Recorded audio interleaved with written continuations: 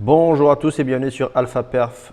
Aujourd'hui nous sommes le 2 juin et comme d'habitude on va faire un tour sur la charte du Bitcoin, un peu voir ce qui se passe sur les data, liquidation, funding, open interest, ainsi que ce que font les whales et qu'est-ce qu'on a de prévu pour cette semaine sur le calendrier économique. Donc là nous sommes sur Bitcoin en 4 heures. Je vais zoomer un petit peu pour voir un peu ce qui s'est passé donc ce week-end. Alors ce week-end, le week-end a commencé ici. Nous avons fait un plus bas, enfin un plus bas. Nous avons fait un point bas local sur lequel on a commencé une première, un début de correction. Enfin, un début de correction de cette baisse, donc une hausse. Alors, première chose que je vais faire, je vais poser mon Fibo.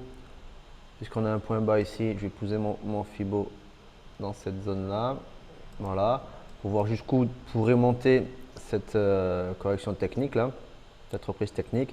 Donc, un des premiers points d'intérêt qu'on a qui est clair pour la semaine, c'est les 38,2, donc la zone des 106 500 $.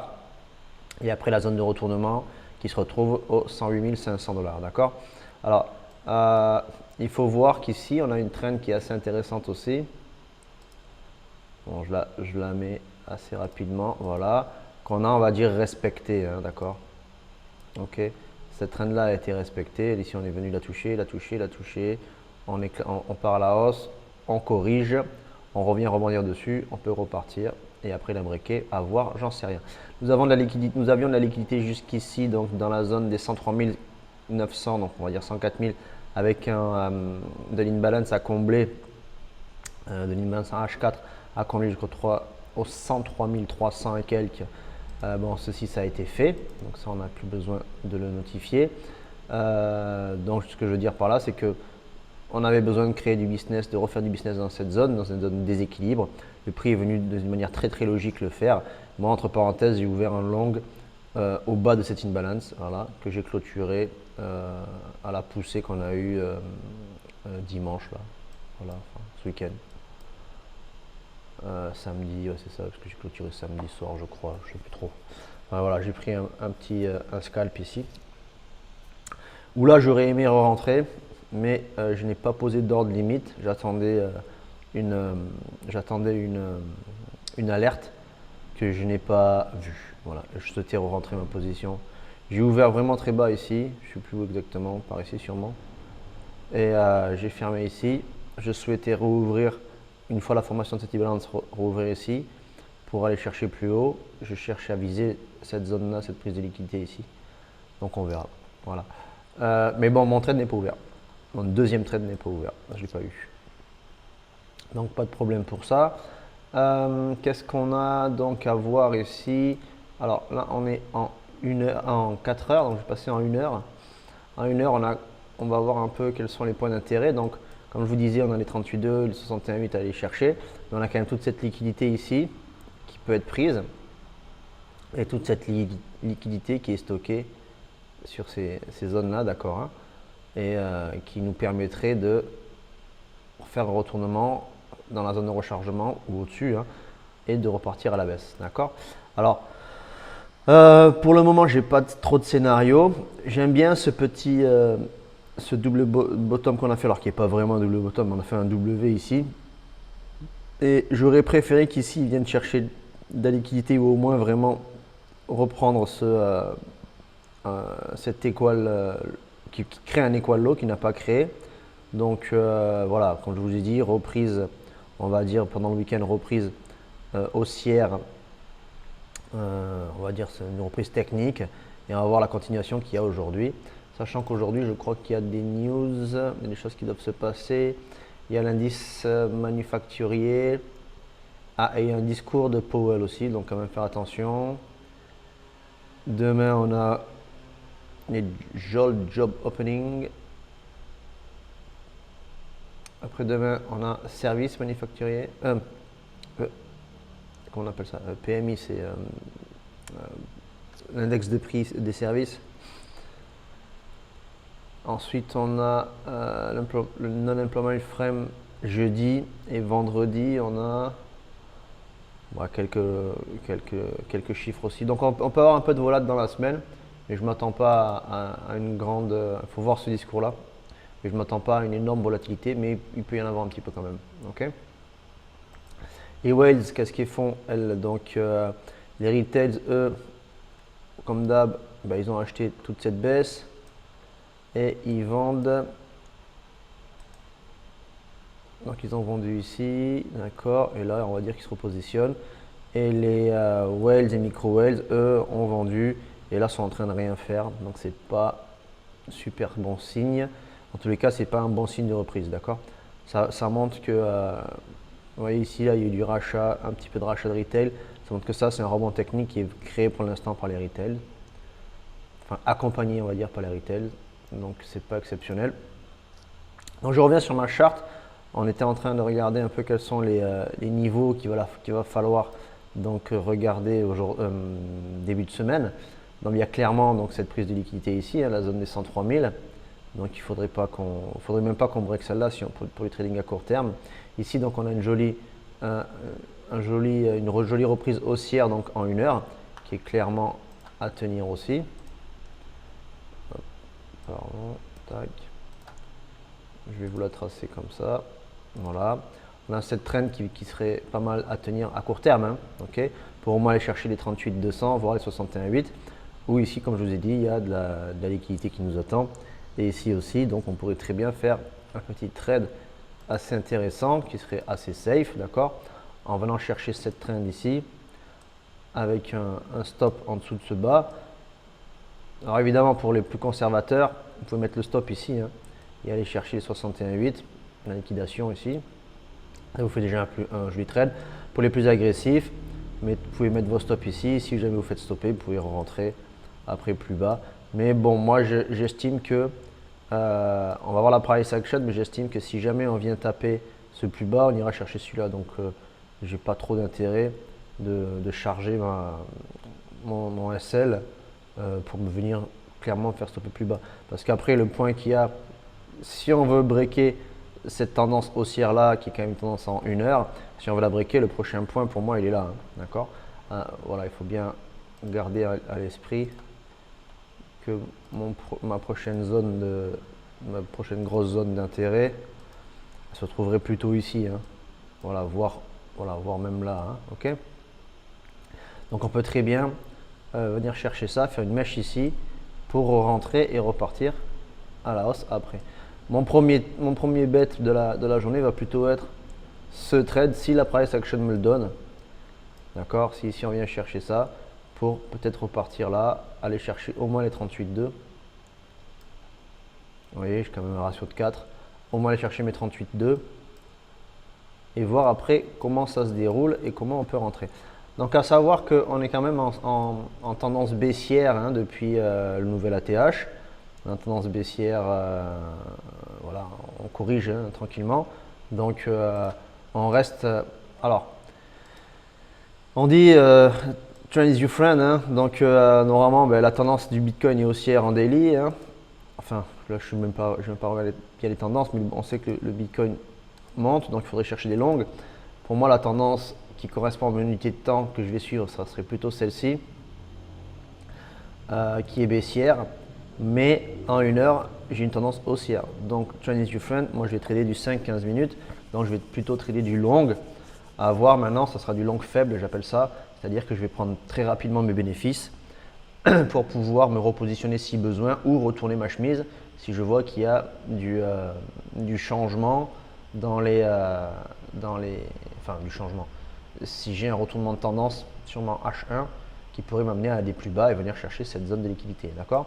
Donc, confondez pas tout, surtout ceux qui sont habitués à suivre mes vidéos vont le comprendre et vont le suivre, mais pour les nouveaux, confondez pas tout que je suis capable de vous proposer un long ici, enfin de vous montrer ma position longue ici, et ça ne m'empêchera absolument pas pour un autre, par exemple, hein, c'est un exemple, attention, hein, ça ne me dérangerait absolument pas de rentrer ici en position pour aller chercher ça, par exemple, comme target en short, ok.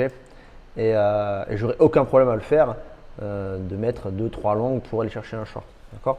C'est tout le but de de la capacité du trading court terme de pouvoir surperformer, on va jongler entre les tendances, entre les unités de temps. D'accord? C'est comme ça qu'on surperforme les traders qui sont plus swing et holder. Mais il y a plus de risques. Il faut bien gérer son risk management et son trade management. Vous voyez, si je viens sur du weekly, bon ben voilà, personne ne va me dire qu'on est baissier. Pourtant, je vous ai présenté un short sur mon unité de temps moyen terme. Moi, je dis bien mon unité de temps moyen terme, ça va être du 4 heures. Ok, donc là, on est haussier. Ici, en daily, on est haussier aussi. Hein. Bon, là, on commence à faire un changement de tendance, d'accord? Mais on n'a pas validé un plus bas. Donc, on est en changement de tendance ici. Mais on est haussier. Bon, c'est du faux daily, hein, parce qu'une bougie est un jour. Enfin, du faux daily. Ce que j'appelle du trop zoomé. Si on regarde vraiment les bougies daily en elles-mêmes, on est baissier, d'accord? La tendance daily, là, c'est celle que j'ai fait avec ma flèche orange. Je ne sais pas si je vous perds ou pas, là. Je ne sais pas si je suis assez clair. Bon, c'est un lundi après, il ne faut pas trop m'en vouloir. Ça, c'est du H4, pardon. Mais bon, voilà. Là, en 1 heure, vous voyez. Alors là, en 1 heure, si je suis dézoomé comme ça sur cette tendance-là, on est toujours baissier.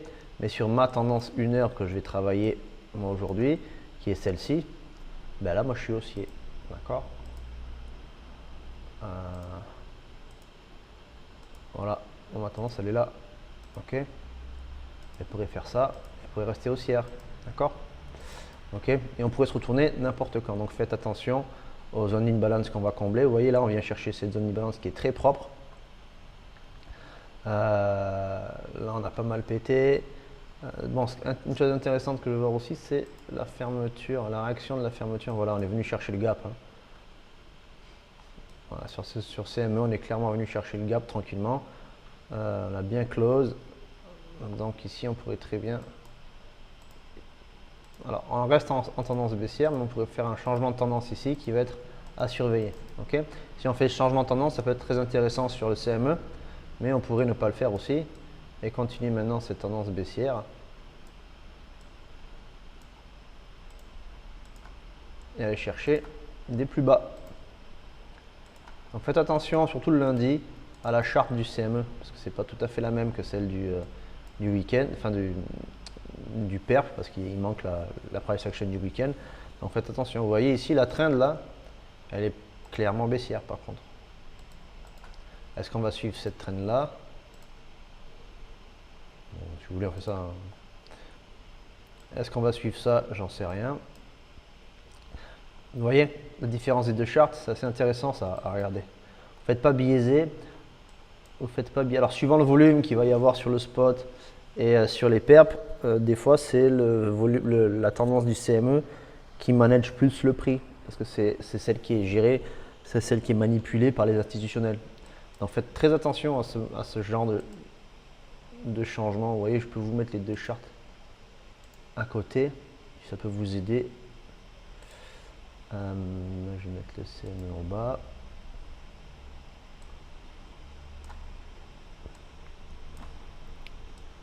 Vous voyez, je suis en H1 sur les deux charts. Vous voyez la différence. Voilà. Et ça, c'est assez intéressant à regarder, quoi. D'accord? Voilà. Et là, ce qui est d'autant plus intéressant, c'est qu'on voit que sur les datas, on a vu que les whales et ainsi de suite n'étaient pas rentrés. Donc, c'est vraiment un rebond technique qui serait manipulé, qui serait suivi seulement par les retails et peu suivi par les retails. Donc, faites attention, ce retournement. Si on met un long ici, c'est vraiment un mini long pour aller chercher un changement de tendance pour aller shorter. Ce short là, je pourrais peut-être le faire partir des 38,2, je ne sais pas. Ok, suivant la price action. Si on a une jolie poussée, on verra comment on se retourne.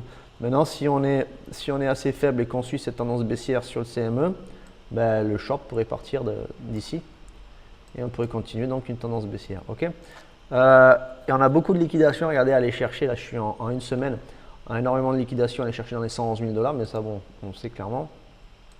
Ce qui est intéressant, c'est qu'on voit qu'il y a quand même pas mal de trades qui ont dû rentrer pendant le week-end, parce que là on voit que le prix est bien borné. Vous voyez, ça c'est le mouvement du week-end. ceci là. Et on voit que le prix est très bien borné, hein. Là, on a vraiment de la liquidité clairement jusqu'aux 107 000 $, on va dire. Et on a de la liquidité à aller chercher jusqu'aux 102. Donc là, c'est un régal pour les exchanges et les institutionnels. Ceux qui veulent rentrer, qui veulent charger des positions short, vont pouvoir bien faire monter le prix pour aller chercher cette liquidité-là. Ils vont avoir de quoi être fil et vice-versa. Ceux qui veulent rentrer en long, on a la liquidité à aller chercher ici. Il y a du business à faire ici. Les exchanges et les market makers ont tout à fait de quoi aller chercher des bénéfices dans ces liquidités-là pour virer pas mal de gens des contrats et eux prendre donc leur gain par rapport aux liquidations. Donc là, on a vraiment un joli bornage qui s'est fait pendant le week-end, hein.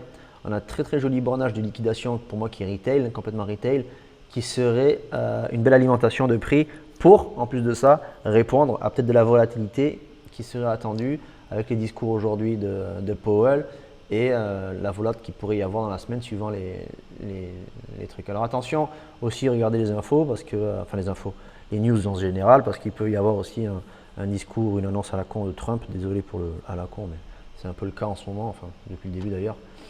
Mais il pourrait y avoir des jolis discours de Trump qui pourraient calmer tout le monde et qui feraient des retournements de prix, ce qui serait du caviar pour les market makers, les exchanges et les whales qui veulent se positionner tranquillement dans ces zones de liquidité là. D'accord? Donc faites-y bien attention. Je suis en 3 jours. Hein.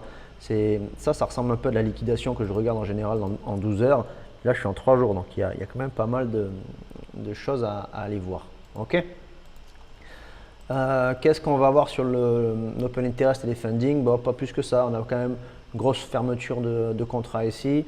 Ici, on est assez stable avec donc fermeture-ouverture. Je suis en H1, donc pas plus que ça, mais avec quand même un open interest, avec des funding rates qui descendent. Donc, on aurait des contrats qui s'ouvrent et qui se ferment, mais on aurait quand même plutôt des longs qui sont en train de se fermer. Ici, donc, on a une hausse. On voit hein, que de là à là, on a une hausse des funding, d'accord, avec une baisse de l'open interest, ce qui est pour moi traduit par une fermeture de short. On voit clairement que le CVD, lui, fait que vendre. À savoir que le week-end, c'est ça qui s'est passé, donc il ne s'est pas passé grand-chose, d'accord. Là, on voit que cette ouverture-fermeture de contrat, c'est un équilibre long-short qui traduit totalement ce qu'on voit sur les datas. Ok? C'est assez intéressant parce que là, c'est vraiment très cohérent. Qu'est-ce que j'ai à vous montrer? Ça, c'est quoi? CoinGlass Legend. Ah oui, ça, c'est une nouvelle charte qu'il y a sur CoinGlass. Je suis en train de regarder un peu ce que c'est. Il y a pas mal de choses visiblement à mettre dessus, pas mal d'indicateurs. Ça, c'est une sorte de volume profile qui nous montre, et ça, c'est l'order book. Ok, avec donc des positions en vente, en attente ici, il n'y a pas énorme, hein. 182 bitcoins. Voilà, il n'y a pas grand chose à voir. Après, bon, je connais même pas les zooms de cette. Ah, ils sont là. Je connais même pas bien les zooms de cette charte, tout ça, un peu lente d'ailleurs. C'est une nouvelle page qu'il y a sur, pour info, c'est une nouvelle page qu'il y a sur CoinGlass, CoinGlass Legend. Voilà. Ah, on a de beaux ordres ici. 400 bitcoins, 429. Ouais, on a de beaux ordres ici hein, à la vente, hein, en limite. Donc on pourrait très bien aller pousser le prix là. Voilà, hein, comme je vous disais tout à l'heure, ça ce sont les zones de liquidité où on peut tout à fait faire un joli retournement. Regardez dans quel prix on est, 109 000, je pense qu'on est pas loin des 61,8. On ne doit pas être très loin de la zone des 61,8, 109 000 $, bam, allez, ok. Non, pardon, oui, c'est ça. Ça doit être ce pic là. 109 100.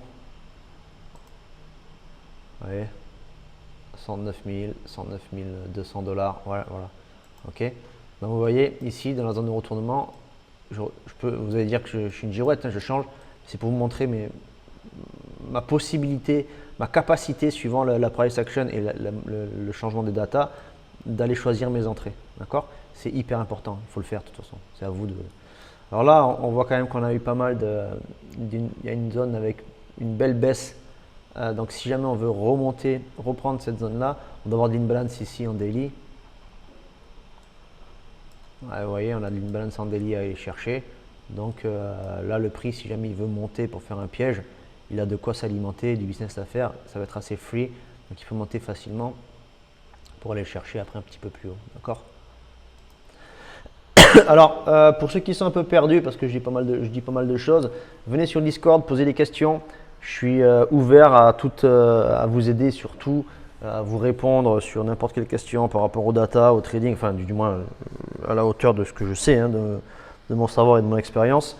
C'est avec plaisir, hein. Je suis en train de monter une communauté avec Discord que j'essaie d'alimenter par YouTube pour faire vraiment une communauté de traders actifs, des gens qui veulent en faire leur business, leur affaire, les gens qui s'assoient au bureau le matin devant leur PC, qui analysent, qui travaillent leur stratégie, qui travaillent leur psychologie. Voilà, mon but c'est vraiment ça. Évidemment, je suis ouvert aux traders occasionnels et ainsi de suite parce que ça peut être une belle seconde activité qui peut être très rémunératrice quand elle est bien gérée. Donc, venez sur le Discord, c'est gratuit. Le but est de partager nos expériences, nos setups, nos stratégies et d'avancer tous ensemble pour devenir tous meilleurs traders, d'être dans une bonne communauté, essayer de développer cette communauté et évidemment d'en faire un truc sympa quoi, où on pourra même… Mon but serait à la fin, hein, je le dis ouvertement, je m'en fous pour ceux qui me piqueront l'idée, mais mon but c'est vraiment de faire un trading club après avec si on peut se faire des rencontres, si on peut faire des sessions de trading en live. Voilà, moi je suis à l'île Maurice et je compte faire je vais faire un trading club physique avec une salle de marché où les traders seront les bienvenus pour travailler tous ensemble. Voilà, c'est quelque chose que j'ai en tête, que je veux développer. Et je souhaiterais en ouvrir d'ailleurs après plusieurs en Europe et ainsi de suite. Donc voilà, c'était la petite parenthèse pour vous faire un petit débrief sur ma chaîne YouTube, pourquoi je fais ma chaîne YouTube et un Discord. Donc voilà, venez, tout est gratuit surtout pour l'instant. Et les gens qui seront dans la communauté de maintenant seront évidemment, si jamais quelque chose doit se faire payer en derrière, si jamais il doit y avoir un club de trading, tout ça, seront les membres exclusifs invités, gratuits. Et ce sera ou avec des offres bien spécifiques pour les gens qui m'ont aidé à développer tout ça. Donc voilà, venez sur le Discord, venez sur YouTube, likez la vidéo, partagez, mettez des commentaires, bons ou mauvais. Vous pouvez même mettre des commentaires sur mon idée justement de projet. Ça fait toujours plaisir de lire et d'avoir des retours des gens, voir les gens qu'on intéresse en parlant ou pas. Voilà, ok. Bon, je vous laisse pour aujourd'hui parce que ça fait quand même 23 minutes. Je referai une vidéo peut-être demain, mais je sais pas, mais mercredi sûr. Donc on se revoit à bientôt. Bon trade à tous. Be safe and follow. Ciao, ciao.